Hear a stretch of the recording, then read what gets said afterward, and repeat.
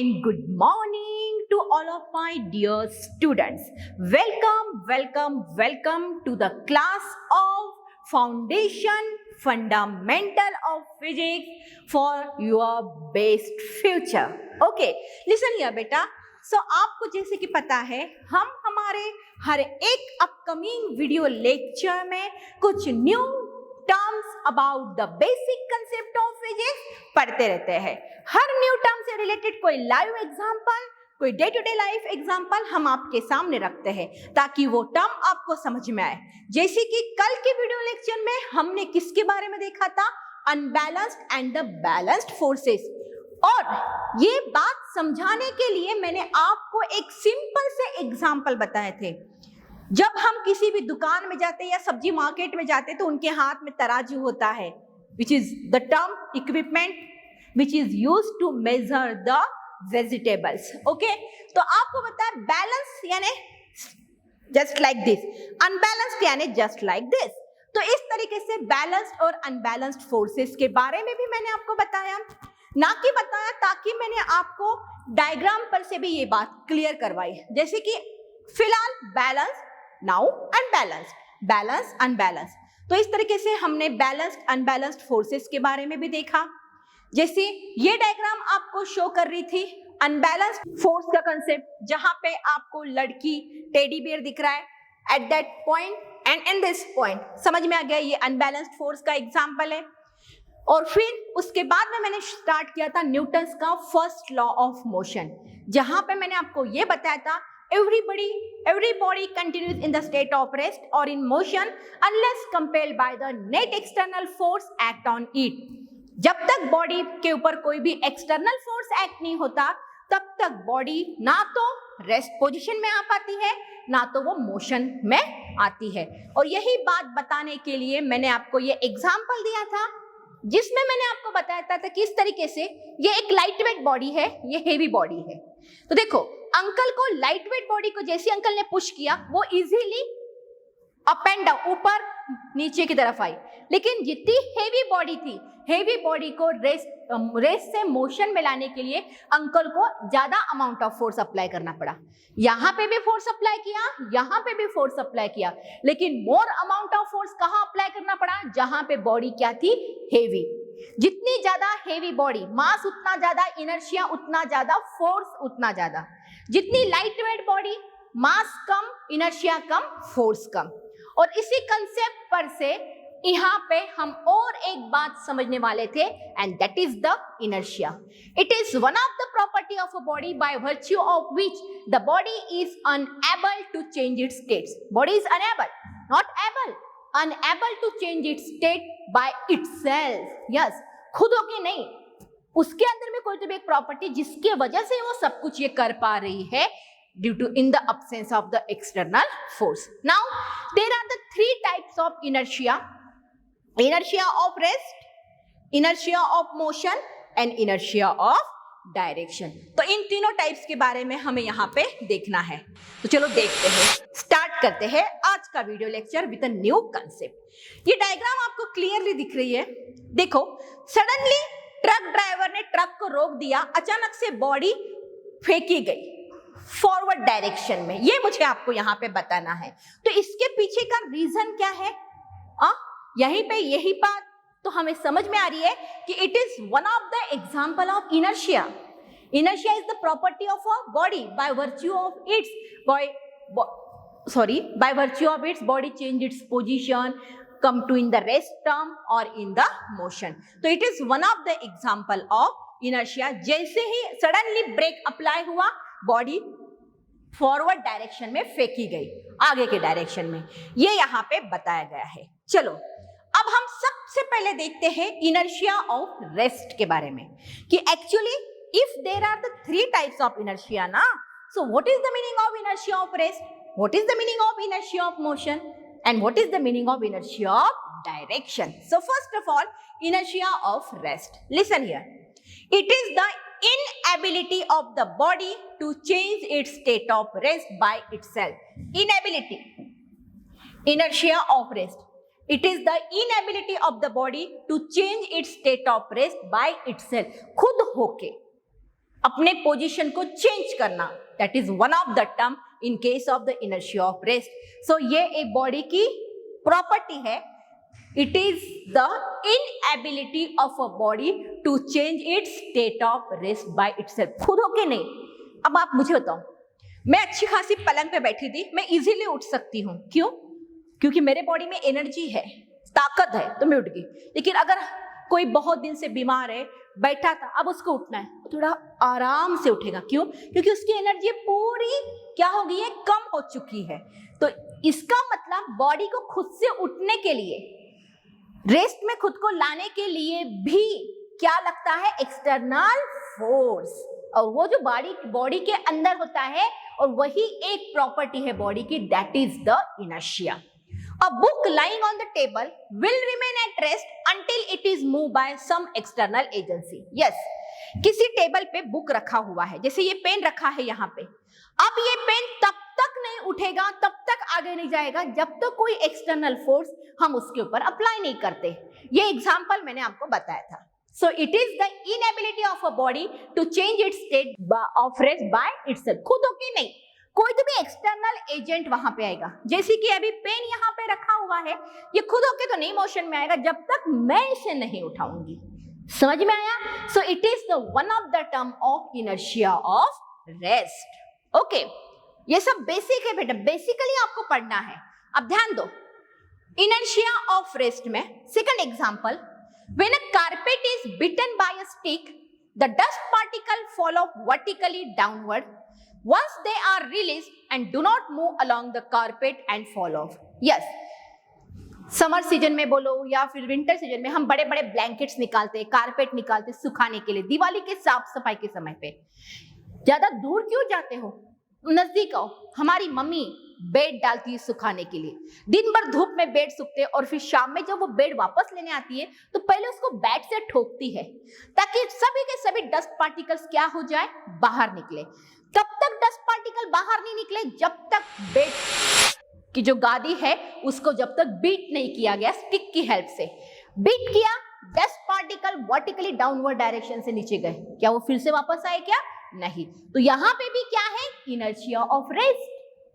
तब तक dust particle बाहर नहीं आए जब तक एक्सटर्नल एक्सटर्नल बैट के हेल्प से उसको हीट नहीं किया गया. समझ में आया?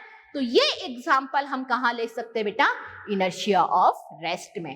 अब जैसे देखो यहां पे, a body does not change its state of rest or of uniform motion unless an external force compels it to change that state. अचानक से आगे में दीवार आ गई, ठोसर लग गई, क्या हुआ, बॉडी मोशन में आ गई. लेकिन कब हुआ ये, सडनली ब्रेक अप्लाई हुए, सडनली गाड़ी किसी दूसरे ऑब्जेक्ट से टकराई, फोर्स एक्सटर्नल एजेंट वहां पे आया और बॉडी मोशन में आ गई आगे के डायरेक्शन में. तो ये बेटा सब किसके एग्जांपल में आते हैं, इनर्शिया ऑफ रेस्ट के. रेस्ट वाली बॉडी तब तक मोशन में नहीं आएंगी जब तक आप कोई एक्सटर्नल फोर्स उसके ऊपर अप्लाई नहीं करोगे. चलो ये हो गई बात इसकी. अब दूसरी, इनर्शिया ऑफ मोशन के बारे में. There are 3 types of inertia ना, inertia of rest, inertia of motion and inertia of direction. तो इनर्शिया ऑफ रेस्ट तो हो गया. चलो अब हम इनर्शिया ऑफ मोशन के बारे में देख लेते हैं. चलो देखो, inertia of motion is the inability of the body to change its state of motion by itself. हाँ, पहली थी to change its state of rest, अब to change its state of motion by itself. It is inability of body, body खुद होके अपने motion वाले state को change नहीं कर सकती without any help of external force. Okay, तो अब देखो यहां पे, a passenger sitting in a moving car falls forward when the car stop suddenly. हाँ, अगर मान के चलो कार अचानक से रुक गई, ब्रेक दबाया कार ड्राइवर ने, तो कार में जितने भी पैसेंजर बैठे हुए वो सब कौन से डायरेक्शन में जाएंगे, फॉरवर्ड डायरेक्शन में. Passenger sitting in a moving car, that means the motion वाले टर्म्स की car, falls forward when the car stop suddenly. ठीक है, so it is one of the example of inertia of motion. Now the next, an athlete running in a race will continue to run even after reaching the finishing point. आपने Olympics के games देखते होंगे, athlete दौड़ रहा है, क्यों? क्योंकि उसको जीतना है। दौड़ा दौड़ा दौड़ा, एक फिनिशिंग पॉइंट होता है जहां पे रिबन लगाई जाती है, उसको उसने क्रॉस भी कर दिया, लेकिन क्रॉस करने के बाद भी उसकी बॉडी कुछ समय तक कहाँ रहती है? मोशन में ही रहती है। कुछ समय तक वो बॉडी मोशन में ही रहती है। यही एग्जाम्पल है इनर्शिया ऑफ मोशन के। It is the inability, body अचानक से रेस्ट में नहीं आएंगी जब तक कोई एक्सटर्नल, हाँ जैसे एथलीट रनिंग पॉइंट तक, फिशिंग पॉइंट तक पहुंच गया, कोई दूसरी बॉडी ने उसको नहीं धर के रखा होता तो वो रेस्ट में रहेंगी, लेकिन अगर कोई बॉडी है ही नहीं वहां पे तो थोड़ा सा आगे और जाएगी। सो it is the term of inertia of motion. It is the term of inertia of motion. Okay, ये बात आपको यहां पे बताने लायक है। अब जैसे देखो, इनर्शिया ऑफ मोशन, ये गाड़ी मोशन में है, अचानक से ब्रेक लगाई, अचानक से ब्रेक लगाया, हम कौन से डायरेक्शन में चले गए? हम आगे की डायरेक्शन में चले गए। तो ऐसे ही नंबर ऑफ एग्जांपल्स आपको इनर्शिया की केस में देखने को मिलेंगे बेटा। देखो, don't worry, inertia of rest में क्या बताया? बॉडी रेस्ट में है, इसमें यह एबिलिटी है कि खुद होके चल के कहीं जाए? नहीं। कब तक नहीं जाएगी? जब तक कोई एक्सटर्नल फोर्स इसके ऊपर अप्लाई नहीं होगा। ये हुआ inertia of rest. Inertia of motion, body तब तक मोशन परफॉर्म करती रहती है जब तक कोई एक्सटर्नल फोर्स उसे नहीं रोकता। सो सिंपल सी बात है, जैसे मैंने रनिंग एथलीट के बारे में आपको बताया, एथलीट दौड़ रहा है दौड़ रहा है दौड़ रहा है, फिनिशिंग पॉइंट तक भी पहुंच गया, लेकिन उसके कुछ समय बाद भी वो दौड़ते ही रहता है। तो ये किसका एग्जाम्पल हुआ बेटा? ये किसकी कौन सी टर्म हुई? Inertia of motion. ठीक है, चलो उसके बाद में नेक्स्ट आता है बेटा inertia of direction. Inertia of direction, अब देखो क्या है? It is the inability of the body, it is the inability of the body to change its direction of motion by itself, to change its direction of motion by itself। हाँ, direction, motion की direction खुद होके नहीं। जैसे देखो, हम दौड़ रहे अचानक से हमें टर्न होना है, जब तक हम हमारी बॉडी को सेट ना कर ले टर्न करने के लिए, तब तक हम टर्न नहीं हो सकते। तो देखिए, when a bus moving along a straight line takes a turn to the right, the passenger are thrown towards left। Yes, just like this। बस स्ट्रेट पाथ पे जा रही है, अचानक से टर्न ली तो हम ऐसे हो जाएंगे। इसे ही कहते हैं इनर्शिया ऑफ डायरेक्शन। लेकिन ये खुद की हो रहा है क्या? नहीं, जब तक कि कोई एक्सटर्नल एजेंट हमारे ऊपर अप्लाई नहीं हो रहा है तब तक। So it is the inertia of direction. Second, ये ऐसा क्यों हो रहा है? This is due to inertia which makes the passenger travel along the same straight line even though the bus has turned towards the right। ये सब किसकी वजह से हो रहा है? इनर्शिया की वजह से। एक्चुअली पैसेंजर बस में बैठे हैं, बस स्ट्रेट पाथ ही फॉलो कर रही है, लेकिन अचानक से बस ने टर्न ले लिया और टर्न लेने की वजह से पैसेंजर लेफ्ट साइड में मुड़ गए। ये हुआ किसकी वजह से? इनर्शिया की वजह से। तो ये एक टर्म थी बेटा इनर्शिया ऑफ डायरेक्शन। अब जैसे देखो, यहाँ पे एक ऐसा एनिमेशन बता रही हूं मैं आपको, जैसे ये पेड़ दिख रहा है आपको पता है पेड़ अपनी जगह से हिलते तो बिल्कुल नहीं है। यहाँ पे क्रेन लाई गई, जेसीबी लाया गया ताकि इस पेड़ की डायरेक्शन को चेंज कर सके एक जगह से दूसरी जगह पे। ये एक एनिमेशन है, मतलब बताने का मतलब ये कि जब तक हम कोई एक्सटर्नल फोर्स अप्लाई नहीं करेंगे तब तक कोई भी ऑब्जेक्ट अपने मोशन की डायरेक्शन चेंज नहीं करेगा। ये बात आपको यहाँ पे मुझे बतानी थी। तो इस तरीके से बेटा न्यूटन्स के फर्स्ट लॉ ऑफ मोशन के कंसेप्ट में इनर्शिया किस तरीके से आता है। मैंने न्यूटन्स का फर्स्ट लॉ ऑफ मोशन आपको समझा के बताया, उसका स्टेटमेंट बताया, उसके पॉइंट्स मैंने आपके सामने रखे।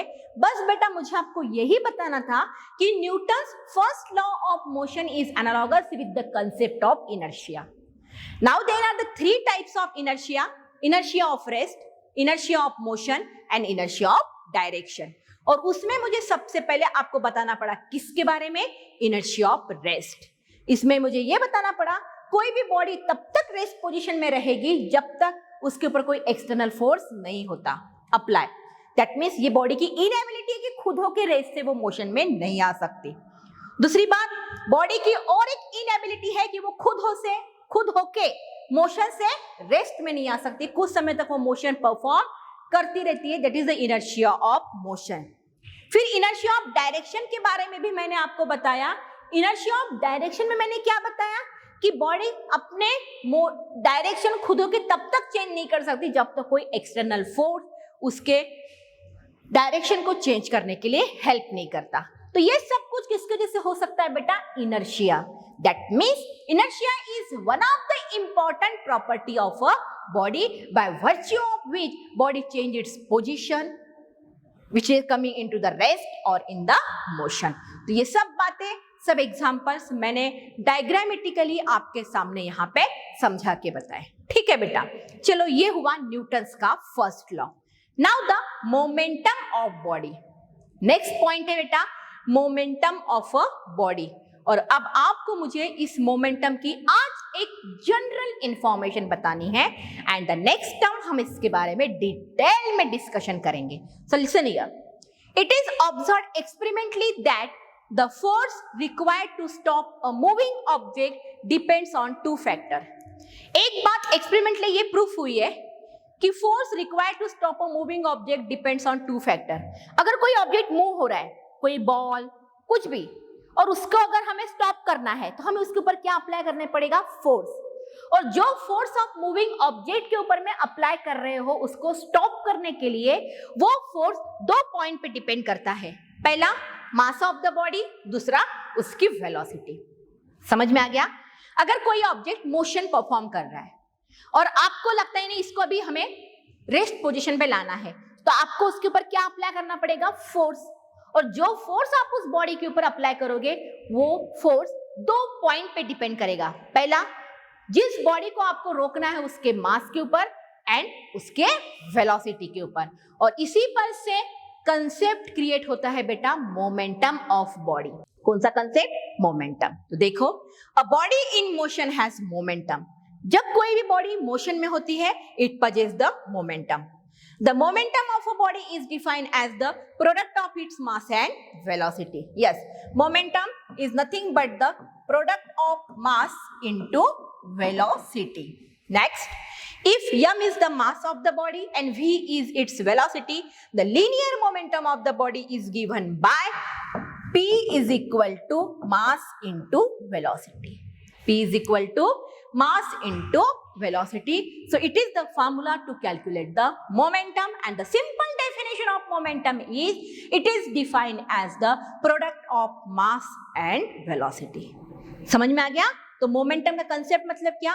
When any body is in motion, जब कोई भी बॉडी मोशन में होती है then it possesses momentum. How? क्योंकि अगर आपको उस मोशन वाले बॉडी को रेस्ट पोजीशन पे लाना है तो उसके ऊपर क्या अप्लाई करना पड़ेगा? फोर्स। और आप जो फोर्स उसके ऊपर अप्लाई करोगे वो फोर्स दो पॉइंट पे डिपेंड करता है, मास एंड वेलोसिटी। और मास इनटू वेलोसिटी क्या होता है? Momentum. That means moving body, moving object possess the momentum. It is nothing but equal to product of mass into velocity, and the formula is m into v. P is the symbol of momentum. It is a vector quantity. समझ में आ गया? तो आज बेटा, आज के इस lecture में मैंने आपको स्टार्टिंग में ही टाइप्स ऑफ इनर्शिया में inertia of rest, inertia of rest के बारे में बताया, इनर्शिया ऑफ मोशन के बारे में भी डिस्कस किया बेटा हमने, और साथ में ही इनर्शिया ऑफ डायरेक्शन के बारे में भी देखा। उसके बाद फिर मैंने आपको बताया बेटा किसके बारे में? मोमेंटम के बारे में। Momentum is nothing but the product of mass and velocity. Whenever any body is in motion then it possesses the momentum. Are you getting? तो ये हुआ बेटा आज का basic knowledge about the inertia and momentum. Remaining concept हम continue करेंगे हमारे next video lecture में। सो आज के वीडियो लेक्चर में जितने भी पॉइंट्स मैंने आपको बताया please note down. Okay, and if you have any question, any doubt in this topic, then please call me, okay, or ask me, okay बेटा। तो फिर मिलेंगे नेक्स्ट कॉन्सेप्ट के साथ में हमारे नेक्स्ट वीडियो लेक्चर में। टिल देन, थैंक यू बेटा and have a good day.